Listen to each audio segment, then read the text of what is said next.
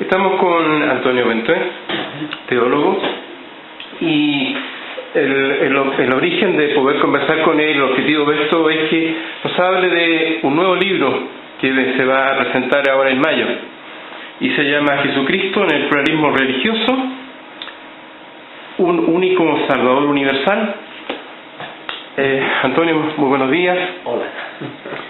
Quisiéramos preguntarte un poco acerca de este libro. ¿Cuál es la tesis central de este libro? Bueno, el tema del libro tiene que ver con un tema que es un problema desde el inicio mismo del cristianismo, que es lo que para mucha gente hoy día además le plantea un problema de una sospecha, ¿no? Que es la sospecha que viene de la evidencia del narcisismo que tenemos todos, ¿no? La tendencia a ver las realidades de los propios intereses consciente o inconscientemente, ¿no?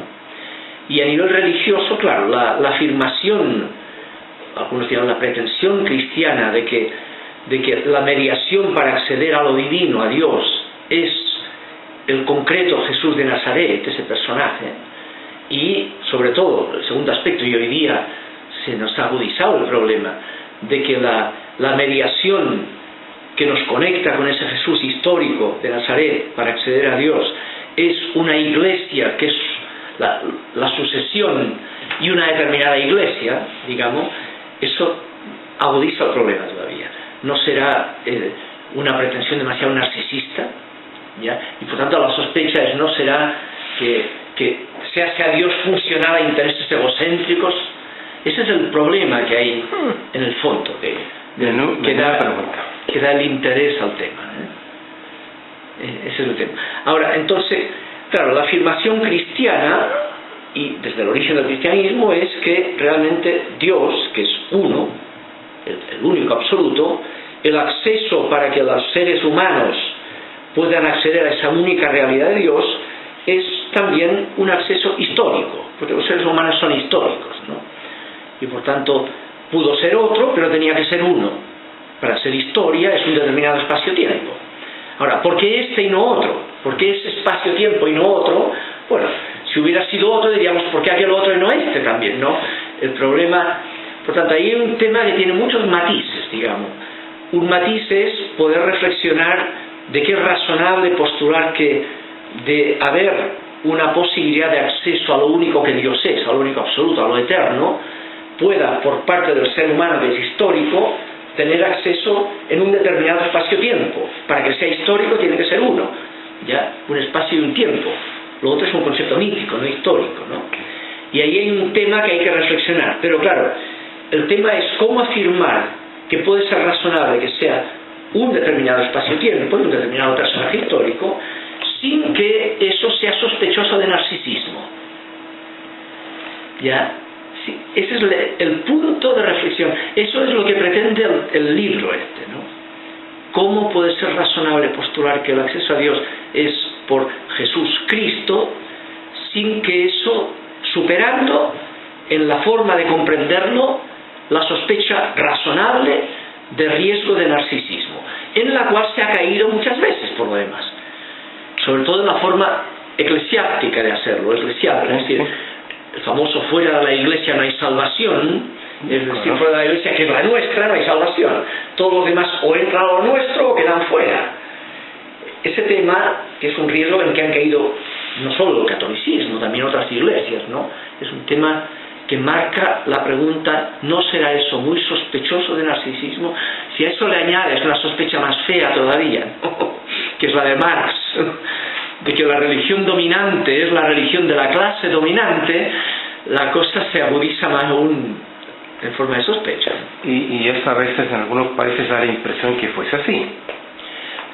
Ese es el tema. Bueno, eso es lo que pretende el libro que es un tema que llevo ya desde el año 2004, 2005 en esa temática. A ver, para hacerte un poco el preámbulo personal sobre eso, es decir, a mí la teología me ha seducido siempre por la pregunta precisamente sobre el sentido de la existencia, ¿no? ¿Qué sentido tiene? Si es que tiene que tener sentido. Y ahí viene el tema. ¿Por qué esto tiene que tener sentido? Y es razonable postular que lo tiene que tener, ¿no? Entonces uno se encuentra en un primer nivel la posibilidad de que haya gente que busquen o pretendan encontrar ese sentido sin necesidad de postular a Dios. Entonces hay un diálogo sobre en qué sentido es razonable una opción no creyente en diálogo con una posible opción creyente. Es el diálogo fe-ateísmo, ¿no? Que es un tema importante, ¿no? Ahora, una vez, ese es un tema que entra en lo que llamamos teología fundamental, que es mi área, cómo fundar que es razonable la opción creyente en diálogo con la posible racionalidad de una opción no creyente. Entonces entras en la... Ahora, dejando eso, que es partir con eso, la teología fundamental en ese tipo de debate, por eso el primer curso que yo di en esta universidad fue Freud y la religión, que es diálogo con los maestros de la sospecha. ¿No? Sí. Ahora, la historia me ha llevado también desde antiguo a que hay un segundo nivel de pregunta que es, asumiendo que puede ser razonable la opción creyente, ¿ya? ¿Por qué la opción cristiana y no la budista o la musulmana? Bueno. Y eso me llevó ya desde muchos años, ¿no? Hace más de 20 años, que el tema en que más estoy metido es el tema de historia de las religiones. Debido a esa pregunta, no por copucha, cuál es qué cosas raras hay por el mundo, ¿no? Me interesa para plantearme en qué sentido es razonable la opción creyente cristiana en diálogo con la opción creyente budista o islámica o judía, etc., tengo que entrar en la genialidad de las otras opciones religiosas. No puedo comparar la genialidad propia con caricaturas de lo ajeno y ahí quedar como un rey, ¿no? Entonces eso me llevó a intentar meterme lo más a fondo posible, y a fondo pues implica tiempo, años, ¿no? Y con los años pues me fui metiendo en diversas religiones, y de hecho ahora tengo el curso principal sobre cristianismo y religiones, y que es el libro ese que yo publiqué, Dios y Dioses, que es ese tema, ¿no? El que me ha... Y es dentro de esa área que se ubica este texto que ahora saldrá sobre precisamente Jesucristo en el medio del diálogo interreligioso, ¿no? ¿Y no es fácil hacer este diálogo interreligioso? Yo diría, hay dos ámbitos en que se da ese diálogo. Un ámbito que es el diálogo entre la opción cristiana y opción islámica, que es un diálogo en la práctica aquí muy poco real, porque ¿cuánto habrá? Un 3% de musulmanes. Sí, pero en general... En cambio, ese tema aquí se nos da más a nivel de gente que viene por la pregunta razonable, aunque no sea musulmanidad, bueno, ¿por qué cristiano y no musulmán? ¿Para qué quiera ser musulmán? El diálogo no será con gente que es de otra religión, sino con gente que no ve razonable la pretensión de absolutez, ni del cristianismo ni del islam, ni de ninguno. Es ese tipo, y yo creo que este libro va dedicado a esa gente. No es un libro que está pensado para musulmanes o budistas, está pensado para gente que ve que puede ser intolerante esa pretensión y que postula que primero es la tolerancia. ¿Ya?